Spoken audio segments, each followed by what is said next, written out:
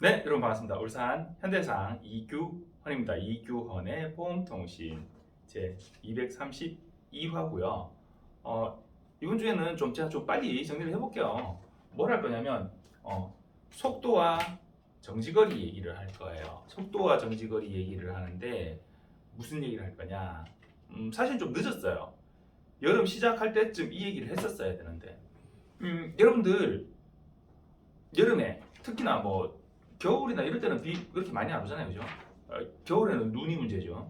여름에 도로를 달리는데 도로가 막 물이 차서 막 이렇게 차체가 잠길 정도 같으면 어차피 달릴 수가 없으니 의미가 없지만 도로가 젖어 있어요.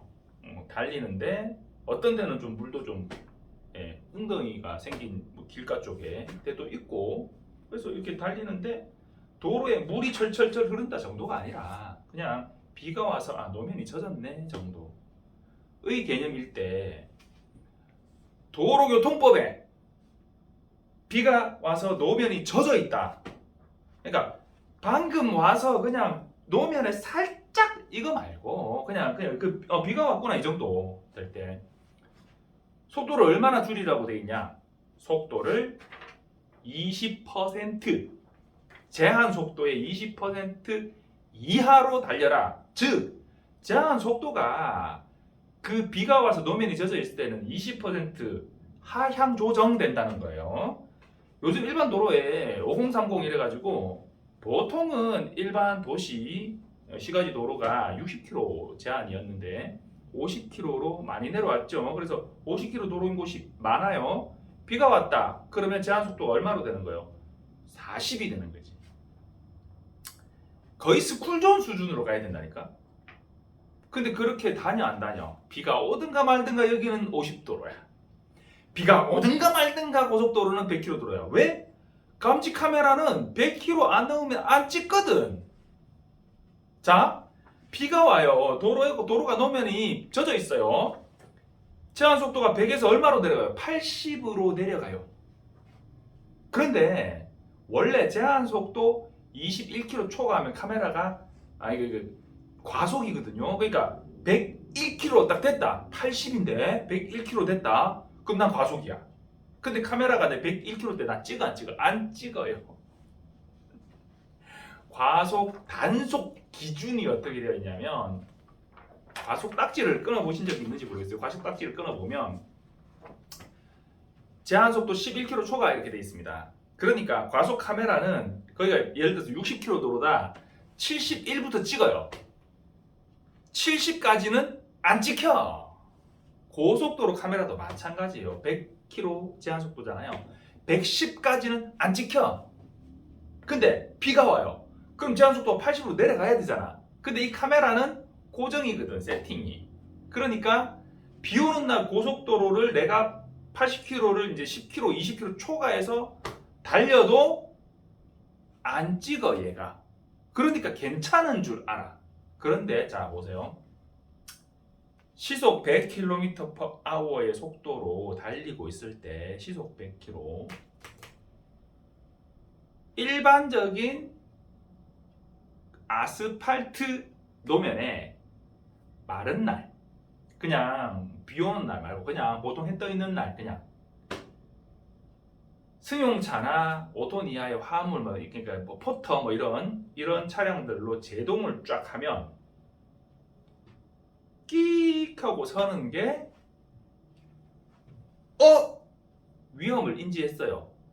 나 서야지 라고 생각했을 때 차가 하면 그때부터 바로 제동이 되나요? 안 되죠.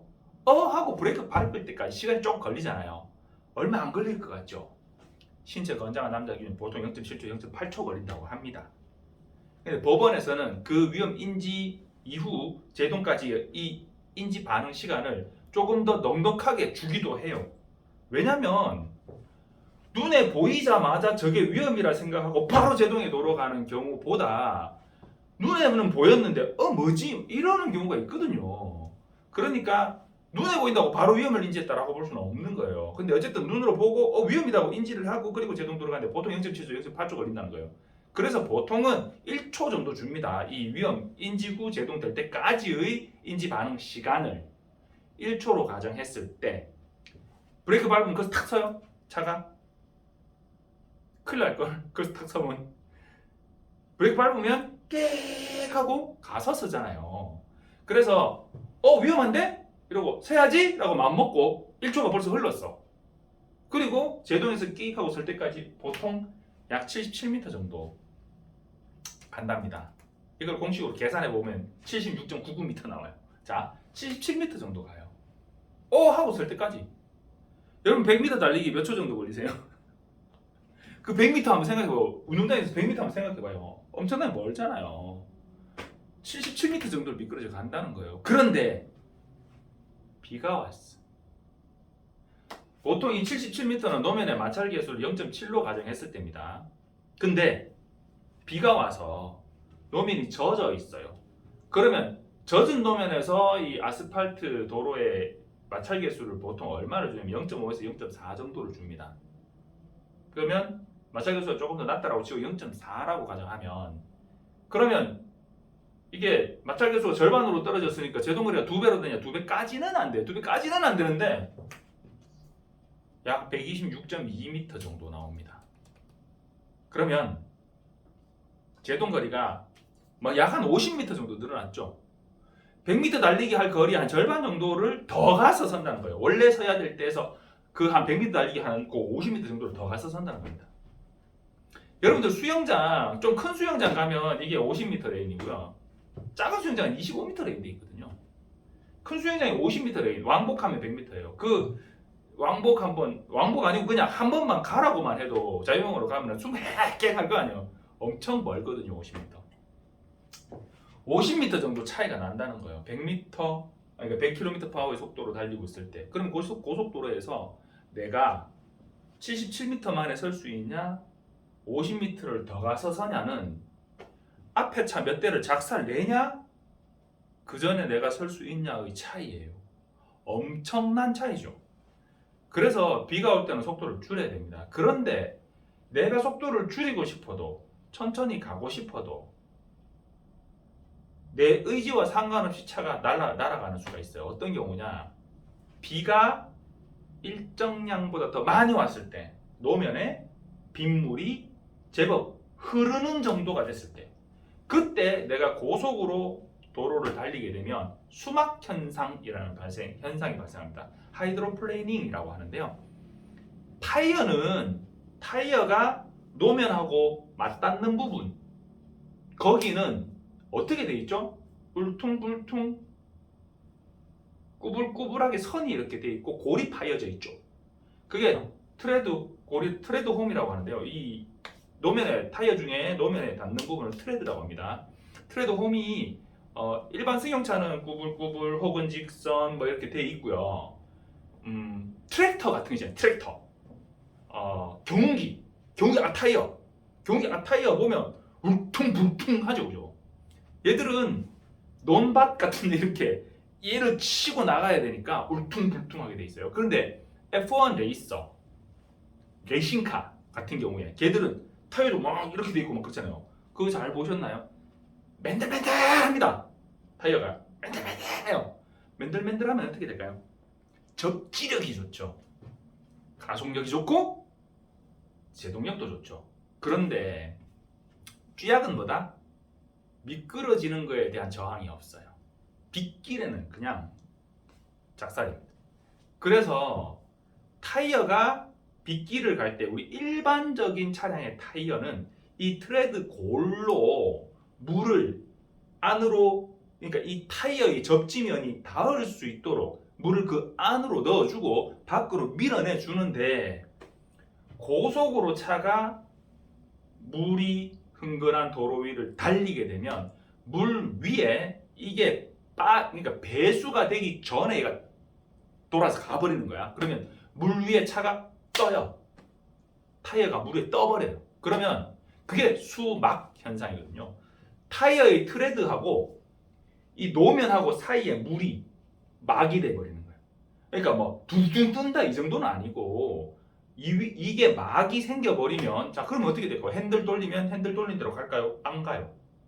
브레이크 밟으면 속도가 줄어들까요? 안 줄어들어요. 어떻게 되냐? 쭉 그냥 미끄러지는데 보통 이럴 때 브레이크 잡는 용감한 사람이 없죠. 이때는 어떻게 해야 돼요? 브레이크를 잡는다. 브레이크를 안 잡는다. 자, 둘 중 하나. 브레이크를 잡으면 안 돼요. 브레이크를 잡으면 어떻게 되냐? 자, 타이어가 굴러가고 있잖아요. 그래서 이런 경우에 어떤 소리가 나냐? 콱콱콱콱콱콱 이런 소리가 납니다. 그런데 이때 내가 브레이크를 잡잖아요. 수막 현상이 여기서부터 저 끝에 내가 설 때까지 계속 이어질까요? 아니요, 일부 구간이거든요. 그러면 수막 현상이 발생되었던 구간을 지나는데 문제는 뭐냐면 똑같이 딱 수막 현상이 끝나면 다행인데 오른쪽 타이어는 먼저 물이 조금 빠지고 난 상태라서 노면하고 타이어가 접지를 하고 왼쪽은 아직 떠 있어. 그럼 어떻게 돼요? 내가 브레이크를 밟았어. 얘는 브레이크 밟든가 말든가 지금 미끄러지고 있죠. 얘는 브레이크를 밟아서 제동이 팍 돼버리죠. 오른쪽이 제동이 팍 됐어. 얘는 안 나갈라 그래. 얘는 나갈라 그래. 어떻게 돼요? 차가 돌아버려. 회전을 하게 되죠. 그래서 빗길에는 브레이크도 조심해서 사용해야 돼요. 그럼 뭐 빗길에 뭐 제동하지 마라 소리가. 제동을 급하게 할 만한 속도로 달리면 안 된다는 얘기예요. 자, 수막 현상이 발생될 수 있다. 그때 두려움에 브레이크를 밟아버리면 안 된다. 어떻게 돼요? 핸들 꽉 잡고 이 수막 현상이 끝나는 타이밍에 차체가 틀어져 버릴 수 있으니 그때를 대비해서 일단은 얘를 꽉 잡고 아무것도 안 하고 그냥 가만히 있는 게 차라리 대응 방법이 된다 라는 거고요. 50m 정도 차이 난다. 빗길에 주의하세요. 여름철 빗길 안전운전 요령은 무조건 감속입니다. 안전거리 많이 띄우고 비 오나 비가 안 오나 똑같이 달리시면 안 된다. 제발 그 정도만 생각을 좀 해주시라는 거고요. 자, 두 번째 뭐 할 거냐면 자동차 부상 위로금 한번 해볼게요. 자동차 부상 위로금 얘기한 지는 뭐 나온 지도 꽤 됐고요. 이 담보는 대부분의 보험회사 생명보험회사 말고요. 손해보험회사, 운전자 보험 혹은 일반적인 종합보험, 애들 보험에도 자동차 부상 위로금이라고 하는 담보가 있습니다. 즉 뭐예요? 자동차 부상 위로금이에요. 자동차 사고로 부상을 입었을 때 위로금을 준다는 거죠.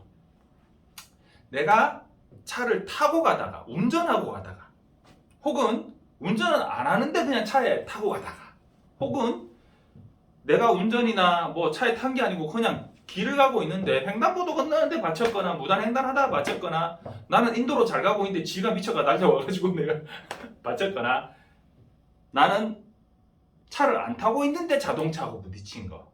자, 이런 경우에 자동차와 사고가 발생해서 내가 부상을 입었을 때 위로금을 준다는 건데 맥시멈은 보통 7천만 원 이렇게 받아주는 데도 있는데 보통 5천만 원까지 이렇게 받아줘요. 그러면 내가 아주 큰 부상, 자동차 부상 급수로 1급 부상을 받다 그럼 5천만 원이 나온 거죠. 근데 제일 낮은 등급의 부상이 14급이거든요. 14급 부상 받아도 50만 원이 나와요. 근데 얘가 비싸. 그래서 요즘 보통은 5천 안 넣고 한 1,000만 원에서 3천만 원 사이 보통 넣으세요. 그러면 3천만 원 넣었다 하면 30만 원 나오는 거죠. 그러니까 이게 상당히 유용한 담보예요. 내가 교통사고 났을 때 내가 입은 손해를 나는 과실이 없어. 100% 피해자야. 그럼 상대방 보험회사에서 내가 입은 손해를 100% 다 돈으로 환산해가지고 물어줄 수 있냐? 내가 아주 중요한 계약을 하러 바이어를 만나러 가는 길이었는데 바이어는 지금 비행기 예약이 되어 있어서 지금 이 시간에 나를 만나지 않으면 이 계약은 날아가는 거예요. 자, 그런데 이 계약이 10억짜리야. 사고 때문에 못 갔어. 내가 크게 다친 건 아니지만 사고가 났는데 내가 그냥 가려 하니 너 뺑소니야? 이래가지고 어쩔 수 없이 거기 서가지고 경찰 부르고 빨리 조치하고 보험회사 부르고 막 이래가지고 어쨌든 조치를 해놓고 갔는데 얘는 갔어 벌써. 자, 10억짜리 계약을 날렸어요. 보험회사에 10억을 물어줄까 안 물어줄까? 안 물어준다고. 아시겠죠? 보험회사에서 보상을 하는 손해가 있고 보상을 하지 않는 손해가 있어요. 내가 입은 손해를 100%다 보상을 받을 수 없단 말이에요. 내가 다쳤어. 치료하는 비용은 나오지. 병원에 가면 통원 비용 8,000원 나와요. 나오는데 내가 이 몸 다쳐가지고 힘든 거 이걸 보상해 주냐고. 그건 보상 안 해줘요. 보상을 할 수 있는 게 있고 보상을 할 수 없는 게 있단 말이에요. 그런데 내가 어쨌든 피해는 입었어요.